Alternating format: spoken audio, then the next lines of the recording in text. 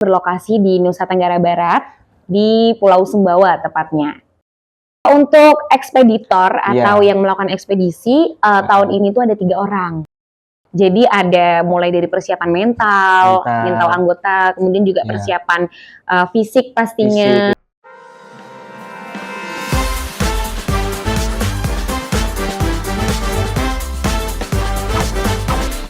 Halo Sobat Rencang, selamat datang di Receh, Rencang Bercerita. Ya, kali ini kita bakal bercerita tentang seputar mahasiswa atau kehidupan sehari-hari mahasiswa. Bareng aku Muhammad Nur Hidayat yang akan nemenin kamu bercerita tentang seputar mahasiswa yang di sini telah melakukan ekspedisi di Nusa Tenggara Barat. Ya, kita langsung saja, ini dia cuplikan ekspedisinya.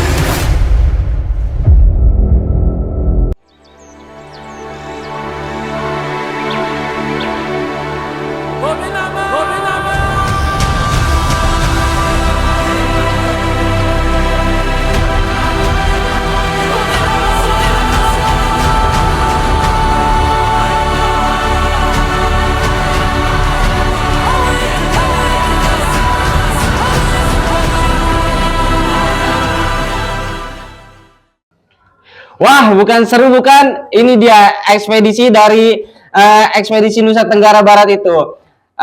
Jadi jangan basa-basi, kita langsung saja. Ini dia Kak Sabna Aistartila. Halo Kak Sabna. Halo. Ya, boleh perkenalan dulu. Oke, baik, nama aku Sabna Aistartila. Aku semester 5, aku juga dari Prodi Komunikasi Penyiaran Islam juga nih. Oh iya, benar. Dan aku di sini perwakilan ekspedisi Nusa Tenggara Barat dari UKM Mapala Spekta. Dari UKM Mapala Spekta. Jadi Kak Sabna di UKM Mapala Spekta ini mengadakan ekspedisi begitu ya, Kak Iya, Sabna? Betul, mengadakan. Terus kita pengen tahu nih, ceritain dulu dong selama ekspedisi itu kayak gimana? Oke, boleh ya. Jadi ekspedisi ini itu sebenarnya adalah ekspedisi yang diadakan oleh unit kegiatan mahasiswa, sama namanya itu Mapala Spekta. Nah, untuk tahun ini ekspedisi kita itu berlokasi di Nusa Tenggara Barat, di Pulau Sumbawa tepatnya. Ya, jadi di sana kegiatan kita di sana itu salah satunya adalah untuk melakukan pendakian di Gunung Tambora via Kawindato'i. Nah, tapi selain itu kita juga memiliki capaian-capaian yang lain, di mana kita selaraskan dengan Tridharma Perguruan Tinggi, di mana salah satunya kan pengabdian ya, Iya, pengabdian, benar. penelitian. Penelitian. Nah, di sana kita juga melakukan pengabdian masyarakat tuh, pengabdian masyarakat ke Desa Kawindato'i itu, gitu. Terus kalau boleh tahu itu yang melakukan ekspedisi itu berapa orang ya Kak Sabna? Untuk ekspeditor atau yang melakukan ekspedisi tahun ini tuh ada 3 orang. Oh, 3 orang? Iya, 3 orang aja. Jadi persiapan apa sih kita sebelum melakukan ekspedisi itu dari ketiga orang itu? Oke, kalau dari persiapan apa sih, kita persiapannya panjang juga ya. Yeah. Jadi kalau dibahas tentang persiapan, kita itu sudah melakukan persiapannya itu 8 bulan sebelum kegiatan ekspedisinya itu. Benar. Jadi ada mulai dari persiapan mental anggota, kemudian juga persiapan fisik pastinya. Kemudian juga persiapan untuk pencarian informasi, data-data yang akan kita lakukan ekspedisi itu. Karena kan kita kan melakukan ekspedisi kan di luar Jawa ya. Di luar Jawa, di luar pulau juga, dan kita tuh di sana nggak dianjurkan untuk melakukan survei. Jadi segala kegiatan itu kita persiapkan untuk data, informasi itu melalui online aja. Ada nggak sih dari Kak Sabna sendiri ketika pengen ekspedisi ini merasa ragu gitu atau nggak yakin gitu selama ekspedisi? Ya mungkin pernah ngerasa juga sih ya kayak gitu, karena kan 3 orang aja, terus kita juga selain membawa nama UKM, kita juga Iya. membawa nama UIN kan, Iya. karena kita perkenalannya ke mereka itu kan juga perwakilan dari mahasiswa atau mahasiswi dari UIN Raden Mas Said Surakarta. Jadi ketika kita ke sana itu sama halnya kita membawa nama baik dari nama Iya. baik organisasi maupun nama baik kampus. Jadi ketika ragu itu pasti ada sih, karena kan di sana kita harus melakukan pengabdian di tempat yang desanya itu kan juga desa terpencil kan. Oh, desa terpencil. Iya, desanya itu terpencil dan ibaratnya dia tuh jauh lah dari keramaian. Bahkan di sana pun akses internet itu sama sekali nggak ada. Kalau boleh tahu itu desa terpencilnya itu dia itu emang bahasanya itu bahasa Indonesia yang sehari-hari kita pakai atau bahasa di sana itu punya bahasanya sendiri? Oh, kalau di sana itu untuk bahasanya itu mereka biasa menggunakan bahasa Bima. Oh, bahasa Bima. Iya, jadi jarang yang menggunakan bahasa Indonesia. Bahasa Bima itu kayak gimana? Bisa dicontohkan nggak Kak Sapna? Ya kan takutnya netizen ini kan kepo ya. Kok kamu ekspedisi ke sana? Kan biasanya kalau ekspedisi keluar itu kan kita pengen tahu dari bahasa-bahasa sana kan pasti jarang didengar di telinga kita juga. Banyak sih bahasa di sana tuh unik. Misalkan kalau saya di sini kan biasanya saya gitu ya. Kalau di sana itu mada. Oh, mada. Mada gitu. Jadi logatnya itu juga beda di sana. Logatnya gitu. beda.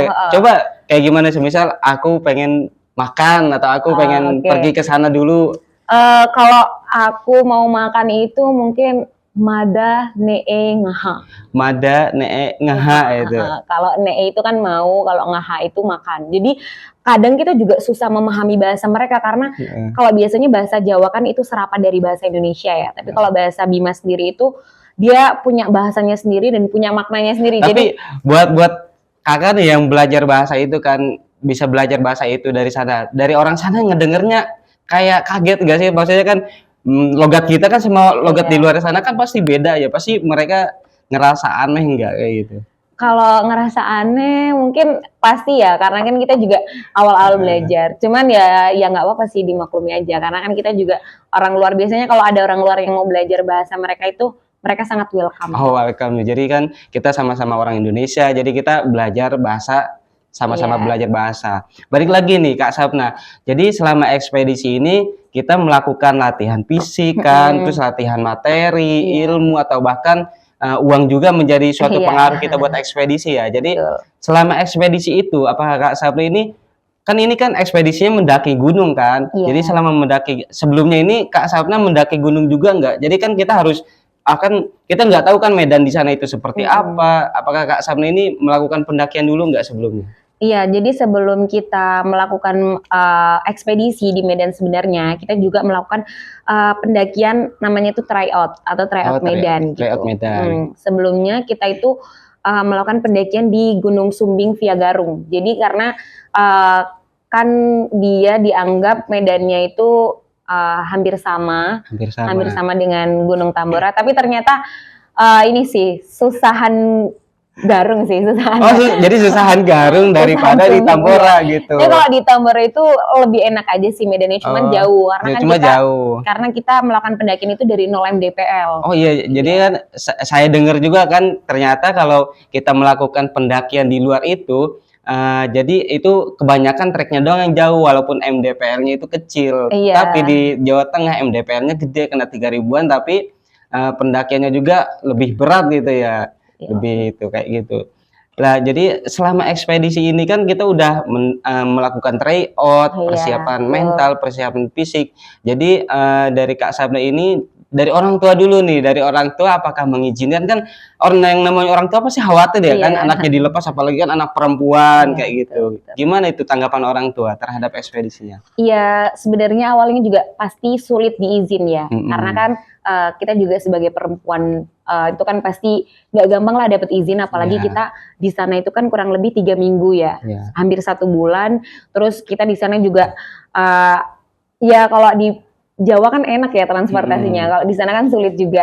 Terus kita juga cuma bertiga, jadi pasti sulit lah dapat izinnya. Jadi kayak harus gimana ya, muter otak gitu, gimana dapat izin, gimana biar dapat izin itu kan menjelaskan kenapa sih kita tuh harus jauh-jauh ke sana gitu. Nah itu kan juga salah satu wishlist daripada siapa sih mahasiswa yang nggak pengen melakukan pengabdian Iya, di pengabdian di desa terpencil kayak terpencil gitu. ya Jadi itu. bisa memperkenalkan, utamanya itu memperkenalkan kampus di wilayah-wilayah mereka. Jadi apa sih yang membuat orang tua itu percaya sama kita? Lah kan cowoknya kan sendiri kan ya, cowoknya sendiri terus sedangkan perempuannya dua. Takutnya kan takut cowoknya sendiri, takut nggak ada yang bisa ngejagain atau apa. Itu yang bisa membuat percayanya apa? Yang membuat ngeyakinin orang tua gitu.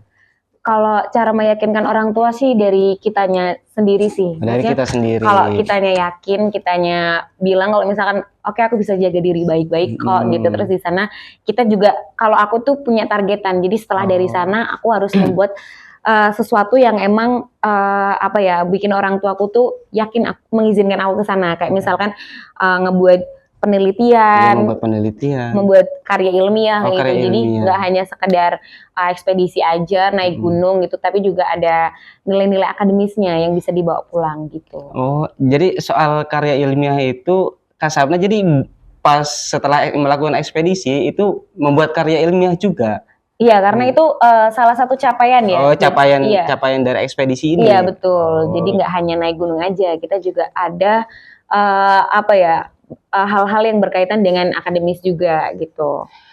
Nah kan saya apa ya, saya kan mengikuti Instagramnya Kak Sabna juga kan. Saya ngelihat scroll tentang story-nya itu kayak seru banget gitu, kayak melakukan pendakian, naik pantai. Nah ini yang jadi saya penasaran, kok kenapa Kak Sabna ini melakukan lomba fotografi di daerah sana? Oh Yaitu. Iya. Jadi di sana itu kita juga ada melakukan sosialisasi potensi wisata. Nah, di Desa Kawindato itu sendiri, di sana itu wisatanya itu udah sampai ke mancanegara gitu.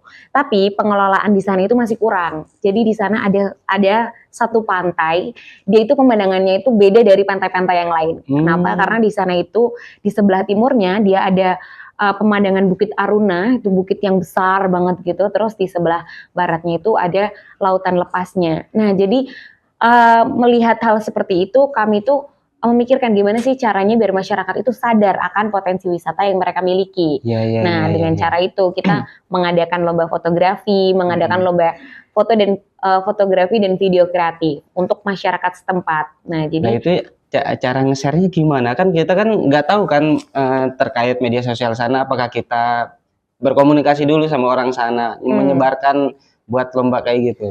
Kalau misalkan cara menyebarkannya, kita kan di desa itu kan gak hanya sebentar, kita kan kurang lebih selama 1 minggu. Jadi kita panggil Karang Tarunanya, ketua Karang Tarunanya itu diinformasikan secara apa ya, secara lisan gitu. Kalau bakal ada lomba fotografi itu, jadi diinformasikan, kemudian mereka melakukan tag video sama tag fotonya, baru ketika hari sosialisasinya itu diumumkan juaranya di situ. Karena kan di sana sinyal internet itu sangat susah gitu. Ya, karena kan pelosok juga kan ya. Jadi untuk lomba-lomba fotografi kan nanti diumumkan di daerah sana juga ya itu. Iya benar. Nanti buat kalian yang penasaran siapa yang juaranya bisa lihat aja ya. Terus Kak Sabna, kenapa Nusa Tenggara Barat yang harus dipilih? Kenapa enggak Maluku atau Kalimantan atau bahkan kan Aceh, Papua? Papua juga kan sekarang yang lagi booming-boomingnya gitu. Kenapa Nusa Tenggara Barat? Karena ada beberapa alasan, salah satunya kita kan pengen melakukan pendakian di Gunung Tambora itu. Dan pendakian di Gunung Tambora itu kita pilih jalur yang emang jarang didaki oleh kebanyakan orang gitu. Kalau Gunung Tambora itu biasanya kan dia di via Pancasila. Kalau kita ngambil yang di via Kawindato. Terus kemudian di Nusa Tenggara Barat itu kita rasa punya keunikan sendiri. Keunikan adat istiadatnya, kemudian keunikan tradisinya gitu. Dan kita juga ingin mempelajari ya itu adat-adat yang ada di Bima itu sendiri gitu. Buat mayoritas di sana itu kalau boleh tahu mayoritasnya apa ya? Mayoritas agamanya gitu. Untuk mayoritas agamanya di sana Islam sih. Oh Islam. Jadi Islam sama aja ya kayak di sininya gitu. Iya, cuman kalau di sana itu memang mayoritas agamanya memang Islam, tapi di sana masjid itu sangat jauh dari peradaban dari desanya. Dan juga di sana itu masih banyak banget rumah-rumah yang memelihara anjing gitu. Jadi memang mayoritasnya Islam, tapi biasanya di sana tuh memelihara anjing itu iya. mungkin buat keamanan warga desa sana ya. Iya sih, betul. Jadi warga desa sana pada memelihara anjing gitu. Kak Sapna selama perjalanan ini kan Kak Sapna naik kapal, terus Iya. setelah naik kapal lah ya di sana itu dijemput sama siapa? Apakah kita nginep di hotel atau kita punya kenalan? Kan apalagi kan dari Mapala ya. Dari Mapala ini kayak gimana gitu? Kalau ya rentetan perjalanannya itu waktu itu kita itu dari Solo itu kan naik bis. Dari Solo naik bis terus ke Surabaya. Iya, ke Terus dari Surabaya. Surabaya itu kita naik go bis, naik kapal, Iya. naik kapal. Terus naik kapal turun di Lembar. Di Lombok itu kita naik Grab car gitu ke Mapala yang ada di Universitas Mataram. Oh, Mataram. Iya. Mapala yang Universitas Iya, Mataram itu kan di Pulau Lomboknya dulu. Iya. Nah, terus dari Lombok itu kita perjalanan lagi naik bis ke Bima. Nah, di tengah-tengah perjalanan itu kita juga harus naik kapal lagi. Oh, naik jadi kapal transitnya lagi. banyak banget ya? Iya, lumayan banyak banget Iya. ya karena Bener. kan agak pelosok gitu. Iya, Terus dari situ kita turun, kita naik bis kecil. Naik bis kecil menuju ke desanya itu. Tapi kita nggak ada, sebenarnya di sana itu nggak ada transportasi yang langsung ke desanya itu. Oh, jadi karena kan desanya kan emang nggak gampang dijangkau, jadi harus dijemput sama pihak Taman Nasional yang ada di sana. Kita dijemput pakai pickup, baru sampai ke desanya itu. Ya Kak Sapna, jadi selama itu kan dijemput sama Mapala kayak gitu kan. Jadi selama dijemput Mapala itu kita di sana nginepnya bayar atau emang kita numpang tidur di sana diperbolehkan gitu? Kalau misalkan sama Mapala itu biasanya welcome sih. Oh, welcome. Iya. Jadi kita sesama Mapala kan ya, Iya, sama Mapala betul. kita bisa saling bisa saling menjamu, apalagi kan kita kekeluargaan gitu ya. Iya, betul. Terus dari Kak Sapna ini tantangan apa sih yang dihadapi selama pendakian di Gunung Tambora? Kalau tantangannya sendiri tuh dari ini sih, trekking jalurnya. Trekking jalurnya kan jauh banget ya. Karena kan kita kalau misalkan orang Jawa kan biasanya start pendakian itu udah di 1000 mdpl gitu ya. Jadi biasanya itu kan kalau misalkan wilayah-wilayah pendakian atau pegunungan biasanya kan udah terasa dinginnya itu kan. Karena kan dia udah di dataran tinggi. Tapi kalau di sana itu kita start itu dari pantai. Oh, dari pantai. Jadi menyisiri pantai dulu, iya, pinggir-pinggirnya. Betul. Dari pantai. Jadi hampir 0 mdpl. Terus di sana tuh kan kalau di wilayah Nusa Tenggara Barat itu kan cukup panas banget ya. Kena berapa di sana? Kena berapa Celcius itu? Panasnya itu sampai berapa? Kalau itu aku lupa ngecek. Lupa ngecek ya. Tapi mungkin, pokoknya panas banget di sana itu. Kalau dari Solo mungkin lebih panas di Solo. Lebih panas. Ya. Enggak, lebih panas di sana. Lebih panas di sana karena mungkin di sana itu sabananya terbuka kali ya. Lebih. Terus kalau misalkan apa ya tadi hambatan ya kayak kendala di sana. Kalau di sana itu bukit-bukitnya itu banyak kebakaran hutan. Oh, banyak kebakaran hutan. Jadi kebakaran hutan di sana itu kayak udah biasa. Tapi sebenarnya kita kan nggak boleh membiasakan hal itu ya. Dan itu juga kebakaran hutan itu disebabkan oleh ulah manusia sendiri. Oh, oleh ulah manusia sendiri. Jadi biasanya para warga di sana itu yang mau melakukan pemburuan menjangan atau rusa, dia itu biasanya bakar hutannya dulu. Bakar hutannya dulu karena kan setelah dia terbakar hutannya kan dia muncul rumput-rumput kecil gitu. Nah itu buat umpan makanan si menjangan itu. Jadi di sana tuh pas kita melakukan pendakian bukit yang kita lewatin itu terbakar sebelumnya. Jadi itu terbakar hangus aja gitu. Iya. Itu emang nggak ada dari warga sana, itu emang nggak diomelin sama pemerintah atau gimana? Sebenarnya ada sih hukumannya. Cuman kan kita kan nggak tahu siapa yang melakukan itu. Kadang aku juga sempat tanya, ini kalau kebakaran kayak gini apa didatengin damkar atau didatengin pemadam kebakaran itu? Ternyata enggak, karena kan di sana sulit banget dijangkau ya daerahnya. Jadi yaudah kalau kebakaran jawaban mereka yaudah tinggal doa aja, nunggu kalau itu udah apinya udah reda. Jadi sepasrah itu gitu. Kalau ada bukit-bukit kebakaran di sana udah biasa. Oh gitu. Dari Kak Sapna ini kan selama pendakian 3 orang ini, apa sih yang diberikan Kak Sapna buat Gunung Tambora itu selama melakukan ekspedisi? Oh iya, kalau kita itu ada capaiannya ya di sana. Ada kita tuh membuat peta jalur 3 dimensi. Oh, peta jalur 3 dimensi. Iya, jadi pemetaan jalur di sana tuh kan kita bawa GPS dari bawah. Jadi kita melakukan pemetaan itu dari bawah sampai puncak, terus ke misalkan kalau ada sumber air juga kita tetap bawa GPS-nya itu, terus kita olah pakai aplikasi yang khusus untuk pemetaan digital. Kemudian kita cetak, dan dicetaknya itu kita kasih barcode di sana. Jadi buat pendaki-pendaki setelah kita nantinya itu bisa nge-scan barcode-nya, nanti langsung muncul peta 3 dimensinya. Oh, kayak gitu. Sekarang mungkin lebih canggih ya daripada dulu. Iya, betul sih. Dengar-dengar juga kan katanya ada linknya juga ya. Kita kalau katanya pengen ngakses petanya itu, kita bisa lihat linknya juga. Mungkin di mana itu kita dapetinnya? Kalau linknya mungkin di Instagramnya Mapala Spekta ya. Oh, di Instagram Mapala Spekta. Nah, buat kalian yang penasaran, buat pengen datang ke Gunung Tambora atau pengen ekspedisi ke sana juga, bisa kabarin Mapala Spekta atau Kak Sapna ini. Boleh. Terus Kak Sapna, selama pendakian ya, itu pendakiannya sesuai waktu yang ditempuhkan atau melewati batasnya gitu? Sesuai sih. Sesuai ya, alhamdulillahnya itu sesuai. Terus buat warga-warga di sana sangat antusias nggak selama kedatangan Kak Sapna 3 orang ini? Alhamdulillah antusias warganya juga baik. Terus kita juga disambut dengan baik ya, karena sebenarnya pasti kalau mereka itu kan kita udah izin dulu, udah izin ke kepala desanya, udah audiensi juga ke sana sebelum kita sampai di daerah sananya. Ya mereka baik-baik sih gitu, kayak banyak welcome ke kita, karena kan daerah mereka kan kayak jarang dikunjungi orang juga kan. Terus ketikanya melakukan ekspedisi itu, apa sih yang pengalaman yang paling berkesan banget buat Kak Sapna selama melakukan ekspedisi? Pengalaman yang paling berkesan itu ini sih, kita bisa sampai ke bagian yang paling jauh di Indonesia. Ya, mungkin belum jauh-jauh banget sih, cuman kita jadi punya pengalaman di sana.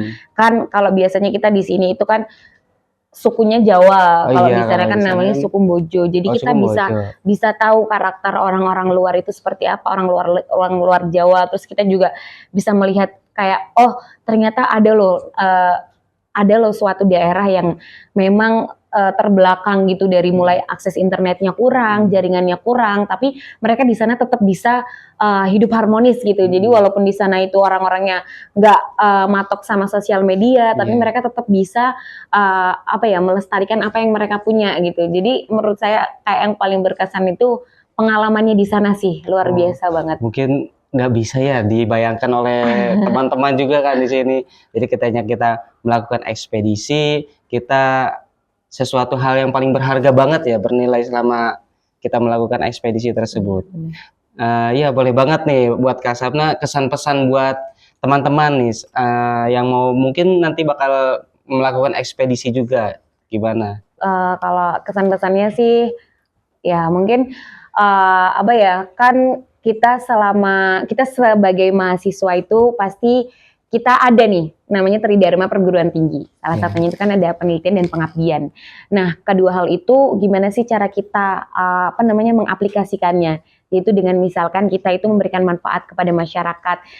Mungkin tidak jauh dulu masyarakat sekitar gitu. Jadi ketika kita menjadi seorang mahasiswa, kita melakukan pendidikan di perkuliahan itu tidak hanya kita sendiri yang tahu, tapi kita juga melakukan pengabdian kepada masyarakat, memberikan manfaat kepada mereka di sana yang memang secara secara pendidikan itu masih kurang, atau secara ilmu pengetahuan itu masih kurang. Jadi kita sama-sama menebar manfaat. Kita memberikan manfaat tentang ilmu pengetahuan, pendidikan, dan mereka juga memberikan manfaat kita, terutama tentang kehidupan, kayak gitu sih. Mungkin yang bisa saya simpulkan, jadi ketikanya kita ingin menjadi mahasiswa, kita nggak harus menjadi mahasiswa kupu-kupu aja nih Sob. Jadi kita bisa melakukan eksplorisasi atau pengabdian kepada masyarakat, berbagi ilmu. Kita juga di sana bisa mengenal budaya-budaya yang ada di Indonesia itu seperti apa. Mungkin seperti itu. Mungkin cukup sekian aja. Apabila kalian ingin berbagi kesan atau pengalaman selama di mahasiswa, selama menjadi mahasiswa, kalian boleh banget nih hubungi admin rencang cerita di IG atau di YouTube ini. Jangan lupa buat kalian komentar dan subscribe YouTube Rencang ID. Sekian, terima kasih. Wassalamualaikum warahmatullahi wabarakatuh. Terima kasih Kak Sapna.